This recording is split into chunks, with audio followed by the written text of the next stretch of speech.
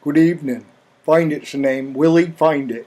And what we're going to do tonight is talk a little bit about performance. Yeah, like shows and stuff. Well, one of the first things I'd like you to take a minute to look at is a video about a snowduck expedition I took there a winter or so ago.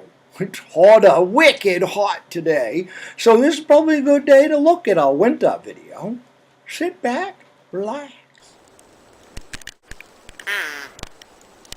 Well, sir, good evening to you. Hi there, it's Phinedit again. Willey Phinedit, Maine Unregistered Guide.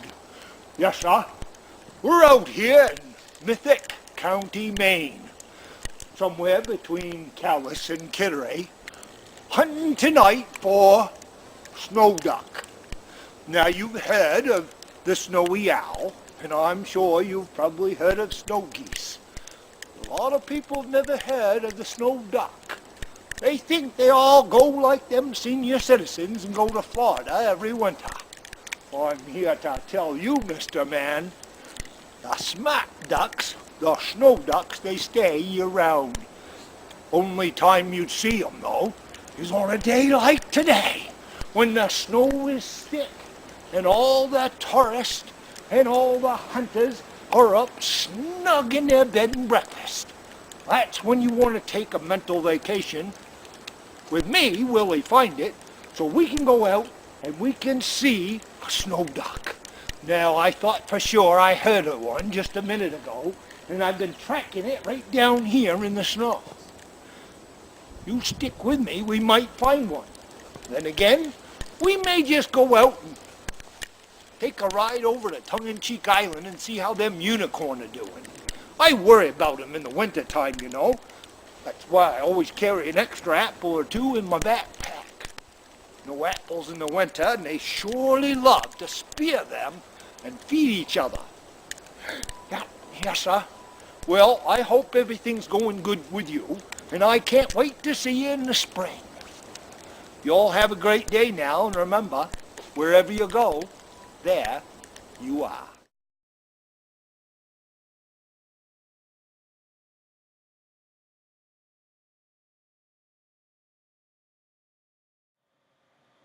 That cool you off a little bit there, dear?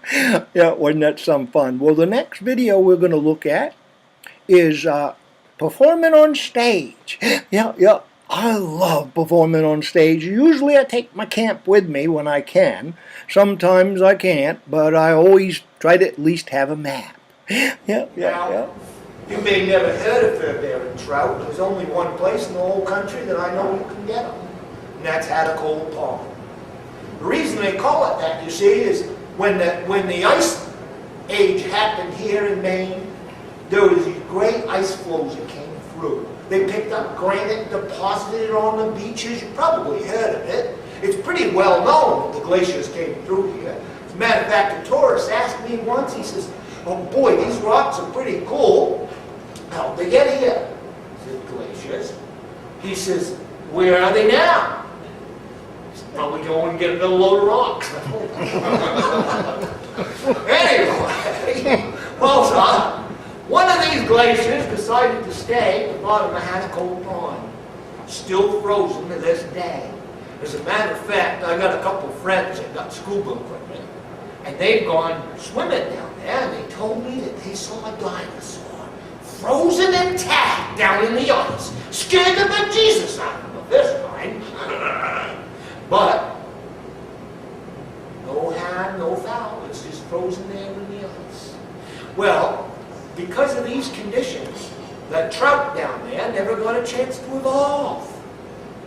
So, to keep that pink meat warm on the inside, they never lost their fare. Well, I don't know if you've ever been fishing in the state of Maine, but there's some really strange, perverse rules for fishing. You can fly fish on this river, you can't fly fish on that. You can use lures here, you can't use lures there. You fish for this, you can't fish for that. You can take 3 here, 10 there. Boy, I'm telling you, Mr. Man, it's pretty confusing. Furbearing Trout's no different. First of all, If you catch Furbearing trout, it's got to be the size of your foot. Not half foot, or half foot, or even his foot's got to be the size of your foot. Yes, sir. And to make it even more complicated, you've got to catch a pair. If you catch one, it's strictly catch and release. It's got to go back. All right, so you catch two. Yes, well, and the reason for that is if you catch two, you take them and you gut them.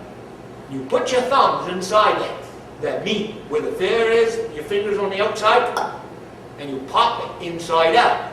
So the outer is now the inner, and the inner is now the outer. And you put it over your campfire and get it nice and brown.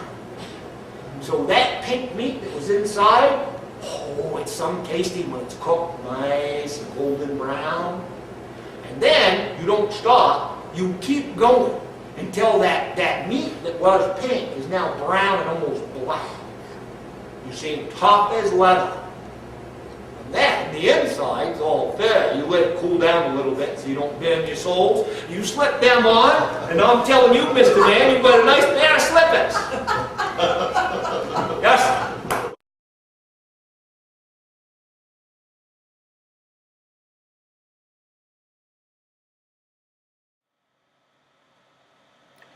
Now you can just imagine the possibilities of performing at your next event or help you create a custom performance video. You're also going to receive a list of people you can contact that's seen some of my shows. Yeah, you can ask them to try to figure out what you would like to see. And take your own mental vacation.